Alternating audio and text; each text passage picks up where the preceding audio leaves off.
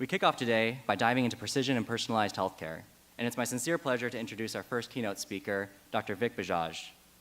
Dr. Bajaj is the head of precision medicine and translational science at Grail, which is a startup company that grew out of Illumina, and its key commitment is to developing a pan-cancer detection tool from the blood so that we can detect cancer early on when it can still be cured. Prior to starting his position with Grail, Dr. Bajaj was the chief scientific officer at Verily, a Google X company, of which he was a co-founder and still continues to serve as the advisor on the chair of the science board. Sorry. Prior to joining the biotech industry, though, Dr. Bajaj completed his PhD at MIT. He then worked at UC Berkeley, first as a postdoctoral fellow, then following as a principal investigator. He still remains an affiliate scientist at UC Berkeley, as well as an associate professor of radiology at Stanford. His expertise ranges from nanotechnology and molecular imaging using the NMR and MRI, all the way to computational systems biology and high-density omics. But what I think is perhaps most interesting about his contributions to the field is the fact that he's constantly developing new tools. And I think as scientists and leaders in science, we all know that we're gated by the tools that we have to dive deeper into the science. He's received the Anatoly Abragram Prize in 2012, the R&D 100 Award for the most promising commercialized technologies in 2011, then again in 2013, and he was also awarded the Department of Energy's LBL Innovation Grant in 2013. Please, everyone, help me in welcoming Dr. Bajaj.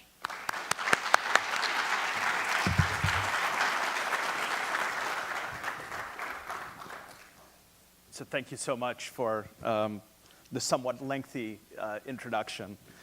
And I'm very much appreciative of the organizers for inviting me, and of course to all of you for coming here rather than skipping the intrigue that we see on Capitol Hill. I think it's starting right now. So I am going to talk about Grail. Grail, as Jeff mentioned, is a company involved in the early detection of cancer. It's about a one-year-old company. It's still early in our story. And our goal is really to marry some of the trends that you see in life sciences over the last decade, namely very large-scale, population-scale sequencing, steady designs that appropriately exploit those technologies, and finally, the idea of big data to derive meaning from all of these data sets. Now, if you've heard that story before from Silicon Valley, I have to apologize a little bit as a representative of Silicon Valley science. Here's some of what you may have seen at the kind of nexus of technology and the life sciences, and I just want to go through this a little bit. Here are three examples of very extraordinary claims that you've seen in this precision medicine area. Here's one from Google on the cover of Time. They ask, can Google solve death? And of course, the answer inside is yes. Apparently, Google can solve death using big data. Here's one of my former colleagues, Ray Kurzweil. He believes that the singularity is near, that we will soon, through all of these advanced measurement technologies and machine learning and other tools of the big data trade, be able to extend human lifespan indefinitely. And then you see that there are many technology companies getting into this field. Here's an ad for Microsoft Cloud, which asks, what's possible when you make Microsoft Cloud part of your DNA? I don't know what that means, but it doesn't sound good to me. And here's a more recent example from the Chan Zuckerberg Institute. They ask, can we cure all diseases in our children's lifetime? And of course, the answer is no. This is a phenomenal gift of many billions of dollars, but it is a small fraction of even what the US biomedical community spends on research every year. So the reason I bring this up is really to invoke one of my heroes, Carl Sagan, and his statements about extraordinary claims, that extraordinary claims require extraordinary evidence. And if there's one thing that I want to tell you about Grail, it's that we are very committed to the degree of scientific, technical, and clinical rigor required to scientifically justify these claims. And that's very important because, as you heard in the introduction, our mission is itself an extraordinary mission. Our mission is to detect cancer early when it can be cured. And of course, you know that there has been at least 100 years of activity since Röntgen's first experiments with the X-ray devoted to the idea of detecting, localizing cancer and understanding it. And so we know how monumental the task is. And that's what I'm going to describe today. So let's talk about cancer screening a little bit, its benefits, its history, the properties of an ideal test. And then I'll tell you, as I said, we're still in the early stages, what Grail is doing to address this area. So first of all, as I mentioned, there's more than 100-year history of trying to peer non-invasively into the body and localize cancer, measure things about it, detect it, understand it, and of course, to detect it early. And that has not yet been successful in a general sense. There is no generally available tool to detect many or all cancers early. And the reason to develop one, though, is very sound. Because when you diagnose cancer early, when it's localized, when molecularly it's less complex, when it's still resectable, you can cut it out surgically, the survival rates are much, much higher than when they're diagnosed late in stage 3 and stage 4, when the tumors have spread beyond the primary site of origin. And so if we talk about curing cancer or dramatically affecting the burden of disease, in spite of all of the developments, and including recent developments in the therapy of advanced cancer, our most successful examples still involve tools to detect it early. And there are really only 4. You can argue that there will be a 5th soon, prostate cancer, but that is very hotly debated. But there are only 4 cancers that are routinely screened in the United States. Here they are: breast cancer with mammography, lung cancer with low-dose CT, colon cancer with a variety of techniques, but colonoscopy being the main one, and cervical cancer with a pap smear. And you see, they all have some restrictions on their use, and I'll come back to that. But these populations are very carefully chosen to be the ones in which your tool for detection, as well as the whole follow-up that you do after the detection, will do more good than harm. And that results in very carefully selected populations where these tools can be applied. And why is that? Well, first of all, many of these aren't very effective. Take the prostate cancer example, where the use of PSA to detect prostate cancer results in finding indolent disease. In other words, disease where acting upon your finding will do more harm than good. This is not going to kill or hurt the patient. So that's a big problem. There's also a huge amount of false positives. This is a result of the lung cancer screening trial, and those false positives in an LDCT screening experiment, they're not just benign. If it's a false positive, you have to biopsy the nodule, and that can be associated with considerable morbidity and also mortality. Finally, you miss cancers. Take the performance of mammography in women with dense breasts. That's not a very effective tool. And then, of course, each of these techniques have their own kind of inconvenience, but the discomfort and inconvenience associated with them results in very low compliance rates, even with a screening tool like colonoscopy, where the screening is associated with an immediate intervention in a pre-malignant state. And finally, for radiographic-based approaches, there's often radiation exposure. In LDCT, if applied to the wrong population, you could also end up doing more harm, causing more cancers than you would detect. And that is why it's selected to those with a strong smoking history. And here's an example in colon cancer. You have a huge reduction in cervical cancer mortality and a large reduction in colon cancer mortality. And these are so effective that the majority of this mortality, the residual mortality, occurs in people who aren't screened, because screening is inconvenient. So these are the kinds of problems that we have to deal with. And then what happens for unscreened cancer? I'm quite familiar with this. My father, unfortunately, went through this diagnostic ordeal before he passed away about 2 years ago. So in this case, there was no family history, but he had very benign symptoms, just a slight pain in his hip.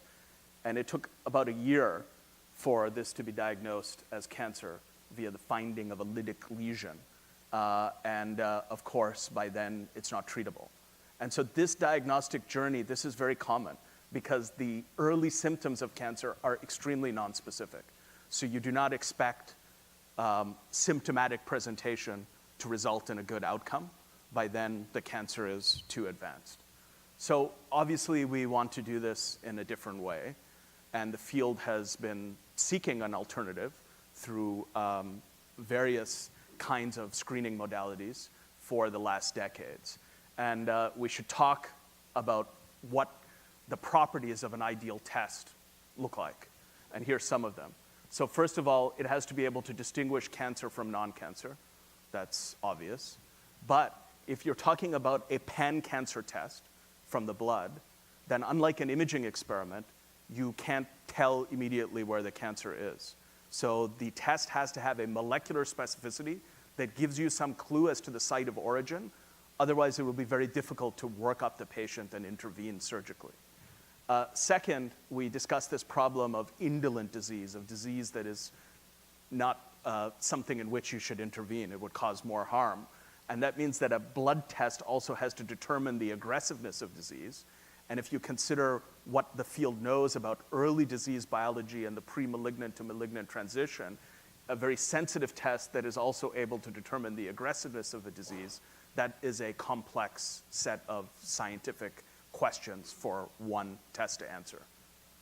So that's what we're up against. And we also, in the development pathway, have to overcome multiple hurdles because we have to provide evidence that each of those clinical claims is reasonable. And here are some of them, related to the biology and epidemiology of early detection. So one is, especially in this audience, I don't have to tell you that cancer is extremely molecularly heterogeneous. And so it's not enough to study one kind of cancer. We would expect all the properties at a molecular and physical scale to differ from cancer to cancer. Then in the clinical evidence generated side, there are a couple of issues. First of all, we need a degree of rigor to demonstrate not just the validity of a test, that it can detect cancer, but its utility, that early detection actually results in benefit to the patient. And that is a big constraint on the evidence that we can generate. The studies also have to be very large because the annual event rate of cancer is low.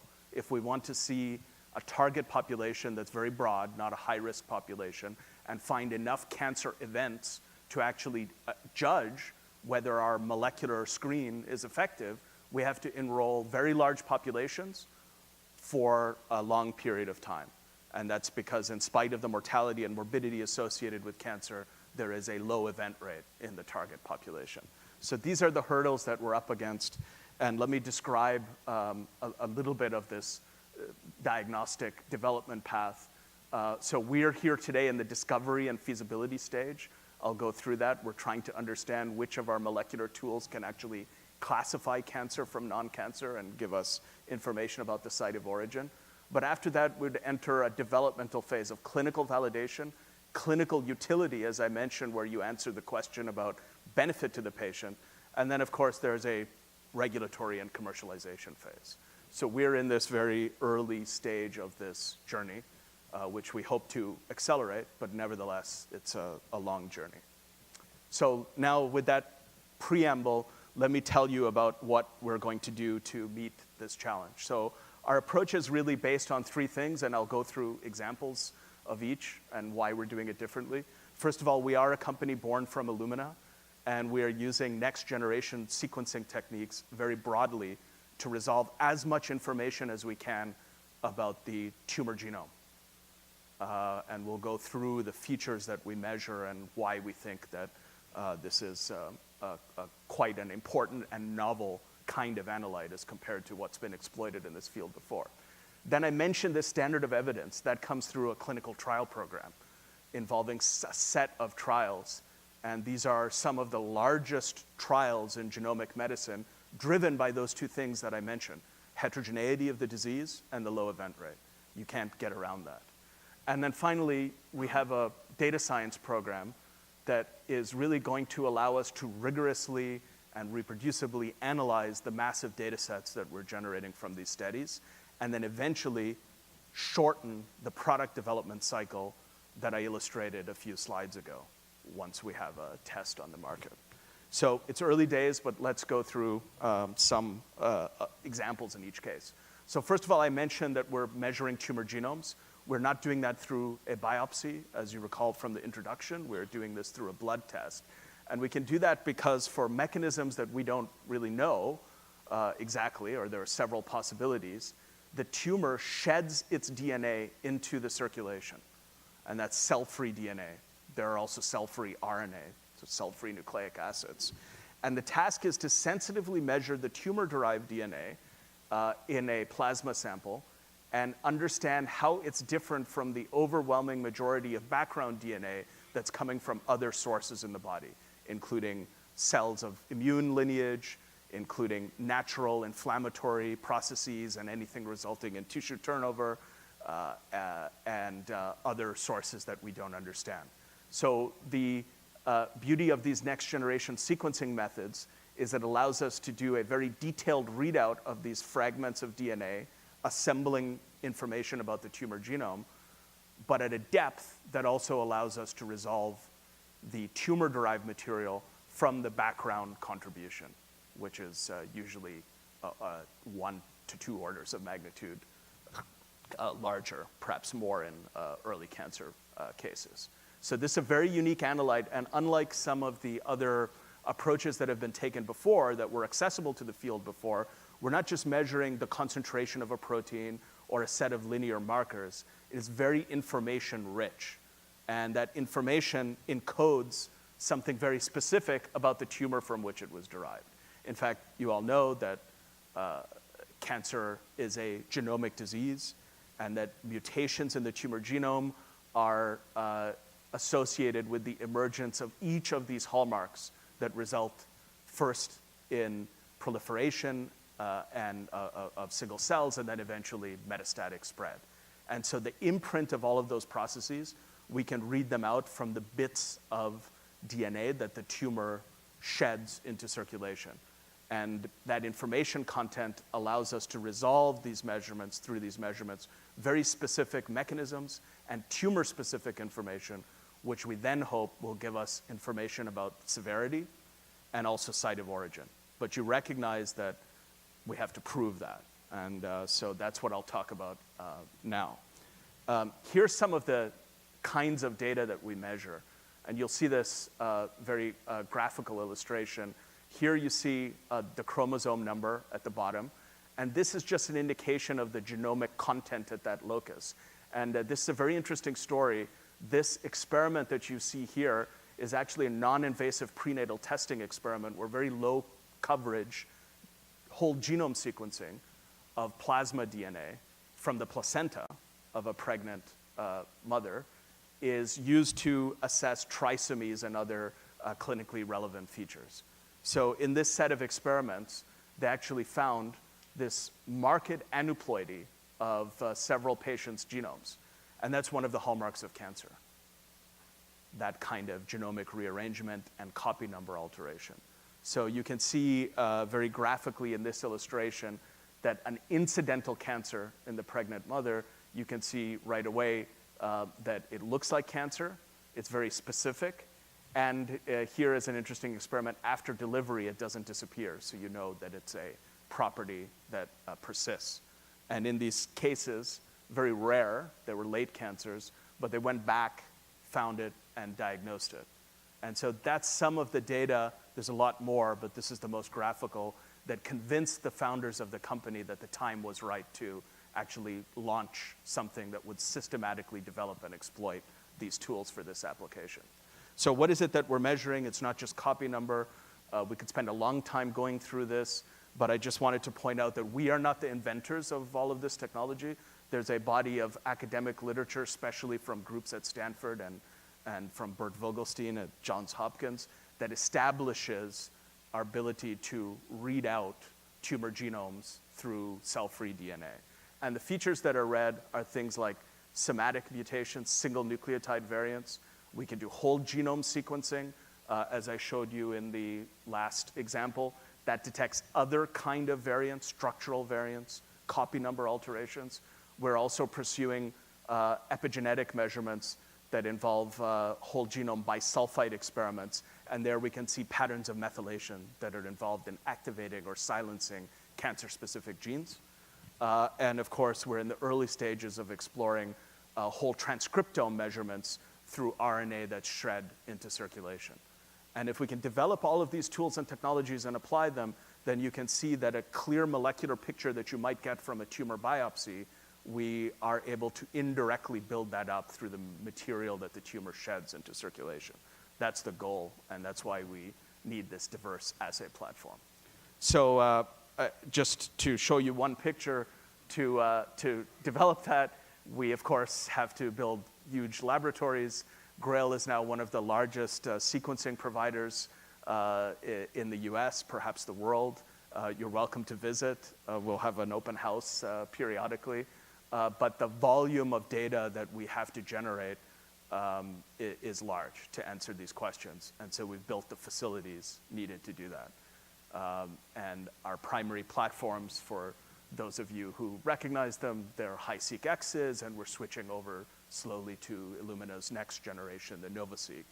And basically what all of that technology gives us now is the ability to cost effectively do population scale genomics in a new way, where we're interested in not only characterizing populations, but how they change over time.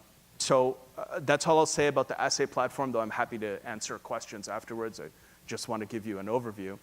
And then I'll talk about now the studies that we're using to actually test these platforms and generate the evidence. I mentioned before that this is one of the largest clinical trials programs in genomic medicine. And the reason, I'll just remind you, is first of all, the evidentiary burden is high. We discussed that before. But beyond that, we have a huge heterogeneity in the population, and of course, in the molecular population of cancers, and the annual event rate is low. So we need to enroll very large populations. There's really three kinds of study. Hopefully, some of you are familiar with this, and I'll talk about the first two. One is that kind of case control study. An example here is our study called the CCGA, the Circulating Cell-Free Genome Atlas. And in this kind of study, you compare two populations. One already diagnosed with cancer, and the controls are people who are matched in terms of demographic variables that we consider important.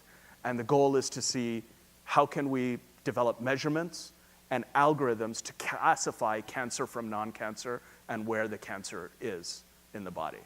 But we don't see people as they develop the cancer, so you can't ask the question, could the test have predicted the diagnosis? They're already diagnosed. That's answered in the next kind of study. Here, a population is enrolled and tested with a Grail test.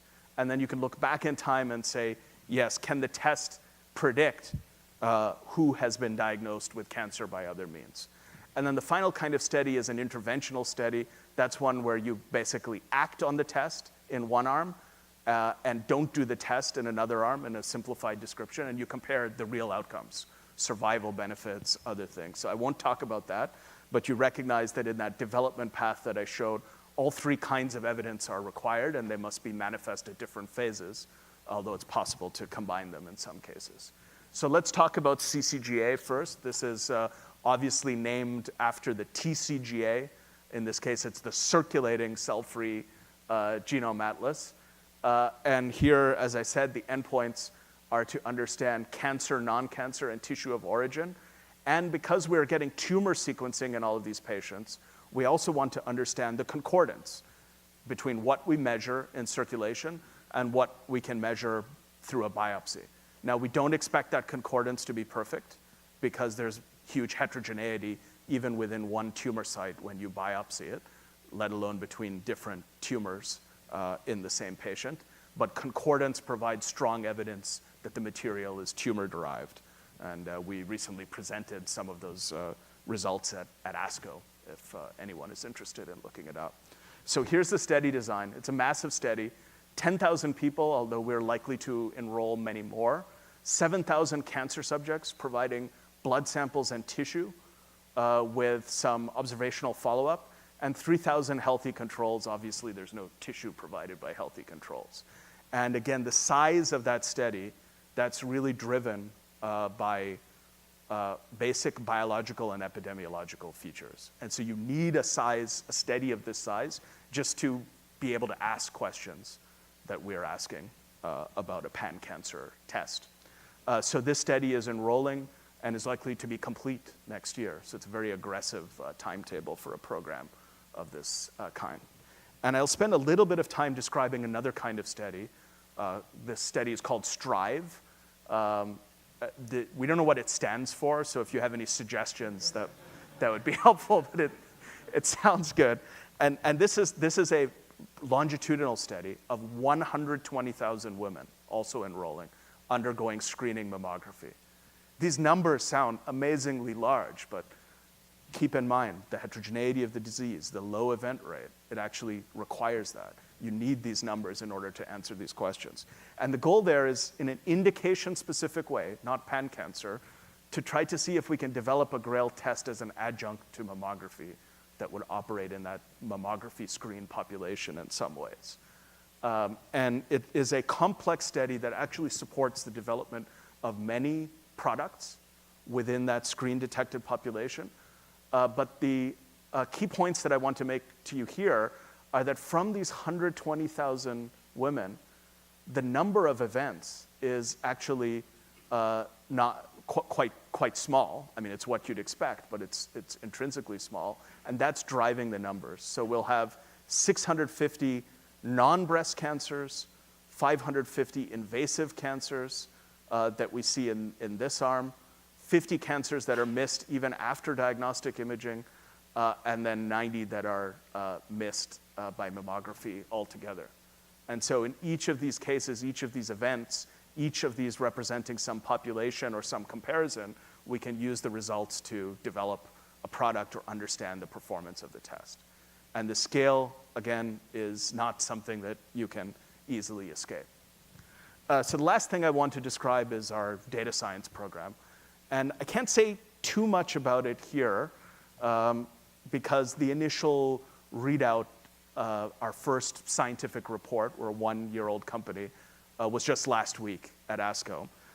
So I'll tell you instead a little bit of the architecture, what you can expect from our program in the short term, and where we're going in the long term, and then perhaps we can have a discussion about that. So as I mentioned before, we're generating massive data sets, unprecedented data sets. They're data sets of a scale, say, of the TCGA, that usually there's an entire community effort to understand them, mine them, and even just to organize the information in a findable way. And we have to build that all up in 1 year, right? So those of you who work with these data sets know how difficult that is. And so I don't want to pretend that non-glamorous work, the architecture of making information findable and analyses reproducible, that it's either easy or that it's unnecessary for the kind of analytical work and analysis that will come later. So here's an example of what I mean. You know, even in our clinical trial stage, we're generating enormous amounts of data. Forget about at the commercial stage. If we were generating data from just one assay, it would be 10% of the cloud storage market. So what we're talking about is an enormous scale of information from these trials, right? And here's how it compares to other things: Twitter, astronomical databases, YouTube. You can ask Philip Nelson about these numbers tomorrow. I guess it's an interesting coincidence that just like Twitter, the DNA fragments are about 140 characters long. So it's a good comparison. So here are the kind of three phases that we're going through. You know, you hear a lot about the third one, where I don't have much to say right now. But in the first two, our goal is to really understand how to make tidy all of the multi-platform data that I illustrated in the beginning of the talk in the assay section. That's no small feat. And in particular, we have to make sure that all of the features that we're calling from those data sets, that they have a very robust statistical annotation so that when we make comparisons between them, we're not fooled and no experimental biases are projected into our results. So that's a project for our data science team this year. At the same time, and this should be done in the next year, we need to develop a framework for reproducible analyses so that people analyzing this data, ourselves and our collaborators, they'll be able to do that in a clean version, rigorous and reproducible way. And here we're very motivated by the recent reproducibility crisis, if you will, in science. And we want to make sure that everything that we do at this pre-market stage has an unimpeachable degree of statistical rigor and integrity. So that's a majority of our team's efforts. And then we're only now starting to apply advanced tools from machine learning, statistical tools, to really understand features in the experiments. In the long term, we'd like to do more with it. I'll just describe that a little bit here, where we're going with this. But building up all of that infrastructure is a necessary prerequisite. So you've heard, of course, the idea of, in precision healthcare, of learning healthcare systems. We have, in a much narrower sense, once these products are marketed, a unique opportunity to exploit that idea, because what we're measuring is a much higher dimensionality observable than the result. So we're always, in other words, measuring much, much more information. And we are building classifiers and building statistical tools to take that huge amount of information and return a result, a prediction, a diagnosis. But there's all kinds of latent information that's buried in the measurements that if we had enough clinical data and correlates, we could do two things. We could discover new predictive measures, or we could continue to refine the existing predictive measures that we have. And so this would give us the opportunity to collapse that very long development cycle into something that's more iterative, where a test measuring, say, more than it has to measure, it has latent information, is on the market. If we have a relationship with our intended use population where some clinical data and outcome data is returned to us, and that's what the whole field is trying to do, then it gives us the opportunity to use advanced tools of statistical learning, machine learning, to dynamically and rapidly modify our analysis. And that would improve the outcome even further. That may seem far-fetched, that's where the field is heading, but I'll just conclude by reminding you that this is actually where the field began. So this is, for me, you tell me if you agree, I think this is the first example of big data in healthcare. This is the British epidemiologist John Snow and his study of the cholera outbreak in London in 1854. And so you see here, he's plotted the cholera cases on a map. He's combining two kinds of data. And if you zoom in, the map shows that the cases are clustered around this pump handle. And he recommended an intervention on the basis of this study, removed the pump handle, and that arrested the outbreak. So for me, this illustrates a couple of things. First of all, the power of combining diverse kinds of data sets, orthogonal data sets, and correlating them to develop new insights. The second is there's really no substitute for statistical power. There's no magic in these approaches. You have to have enough events to make a statistically powered conclusion. That's what's driving the size of our studies, as I'll mention again. And third, that when he recommended removing the pump handle, there's no understanding at this time of the germ theory of disease. So the prevalent theories involved miasmas and foul airs. And so in the clinical sense, you can recommend, test, discover an intervention without having a complete understanding of the biological mechanism. And so this is some of the promise of what we call big data methods today as they enter healthcare, particularly in these learning healthcare systems. But actually, it's all illustrated in very old examples and governed by the same statistical and scientific principles as everything that we've done before. So let me stop there and remind you of the three things that I've spoken about: our technology platform, our very large clinical trials, the largest in this field, I think, and then finally the data science. And I'll just point out that to do this, we have had to engage in many, many partnerships, and our relationship with them is quite close and productive. So I want to thank them. And I would encourage you, if you're interested in our company, to visit our website. I'd love to take any questions if there's time, and thanks again for coming.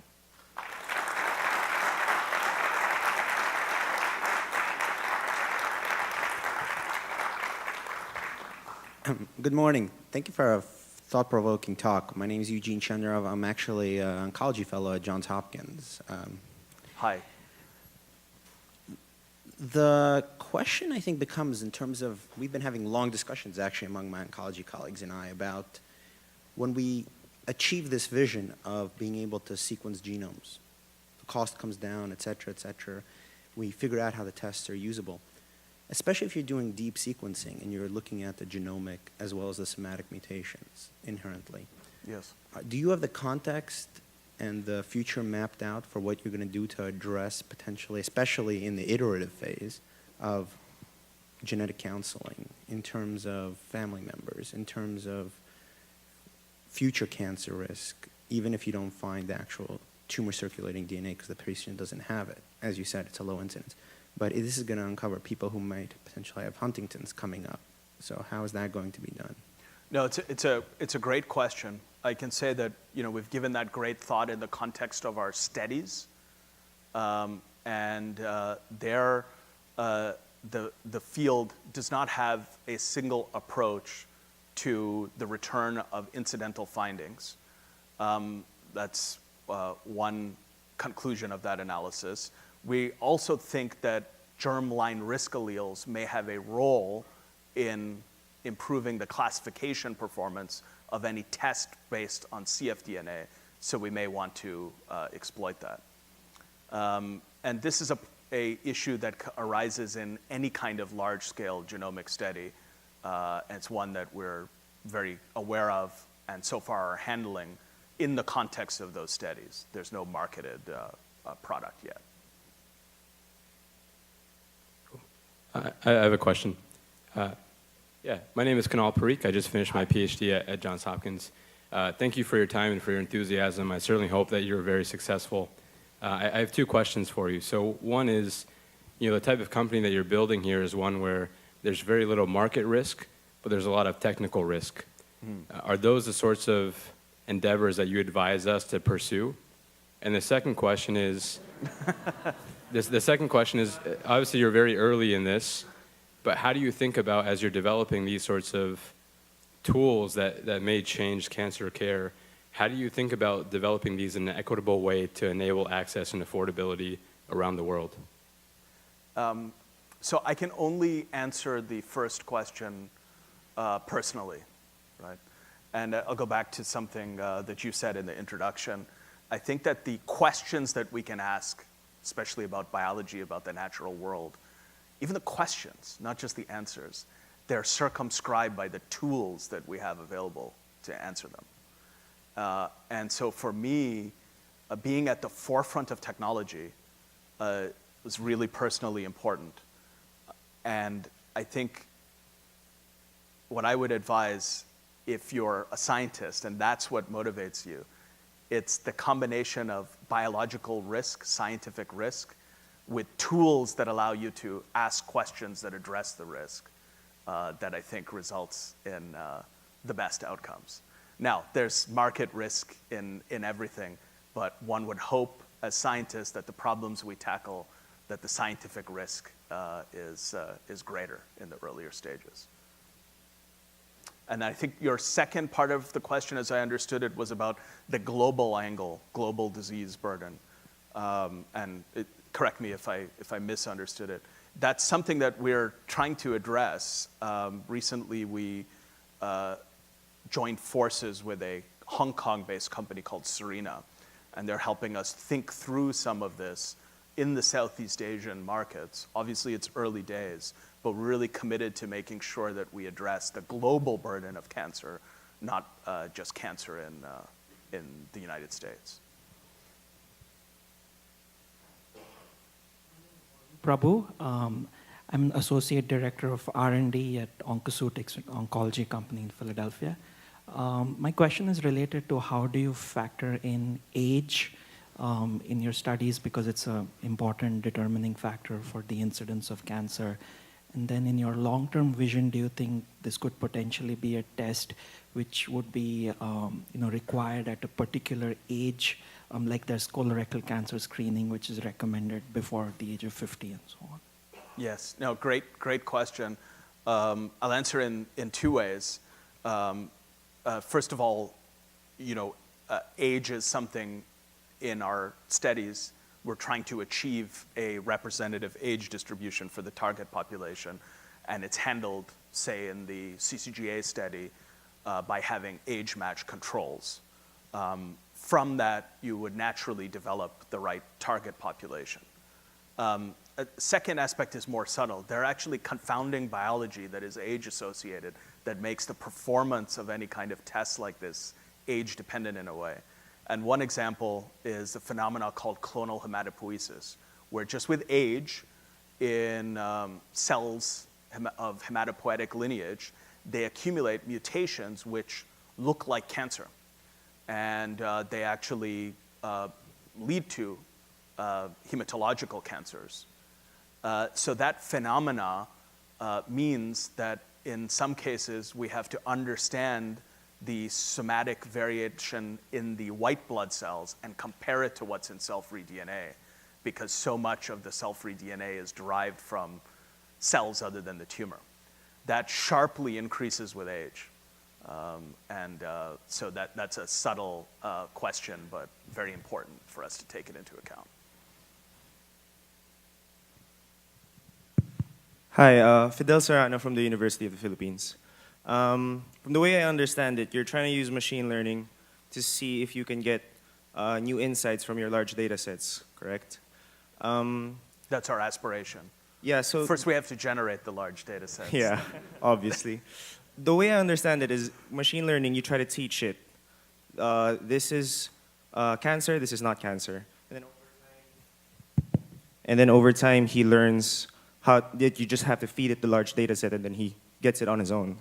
But my understanding of cancer is that, it's an evolving thing. You may zero in on this particular set of mutations, for example, and then once you solve that problem, you go back and then the patient gets a much more aggressive cancer with a different set of mutations. And that may throw off your machine learning. I'm not entirely sure. So how do you take into account like a very variable, evolving tumor and how do you reconcile that with the machine learning? Sure. And I think you'll hear an authority on this speak tomorrow, Philip Nelson. I'll say that machine learning, first of all, describes a huge variety of techniques. And so there's no simple way to answer that question because it also covers techniques that you are familiar with and use every day in your statistical practice, right? And so then the second part of the question really depends on whether we build models in an individual where you would expect that kind of evolution, or across a population where I think you would expect relatively stable performance across a population. Now, in the individual case, there is a body of literature, not necessarily from CFNA yet, but from the tumor, in the field of tumor phylogenetics and tumor evolution, where you do use machine learning methods to understand different mutational processes that are operative at different parts of the tumor's history, its evolutionary life cycle, and from that you can build up a picture of clonal diversity in the tumor, and you can understand how it got there. So that's a body of work that really has been pioneered by members of Grail's scientific advisory board, including Charlie Swanton and Mike Stratton. And we actually do intend to try to apply that, at least in later measurements, where we have multiple time points and can understand how the tumor is evolving from circulating nucleic acid measurements. Thank you. A PhD student here at Georgetown. Yes. I wanted to sort of piggyback on some of those thoughts, particularly with your CCGA study. How do you account for treatment in some of the cancer patients and how that may affect sort of their mutation state, and how do you sort of like tease that out or think about it as you move forward to some of the clinical trial studies you want to do? Sure. That's not a question that we can answer without measuring patients on treatment. We're interested in diagnosing them. And so in studies that we've done that are probing diagnostic-related endpoints, they're either pre-treatment or there's a gap between the treatment and the measurement that's sufficiently long that we think it won't bias the measurements. But you're quite right that if you're talking about the management of diagnosed patients, then understanding treatment effects, not just as a confounder, but perhaps the idea of monitoring treatments and selecting treatments, that will be very important. And we don't have any results to share there. Thank you. Good. All right, so that concludes it for questions. Great, thank you very much.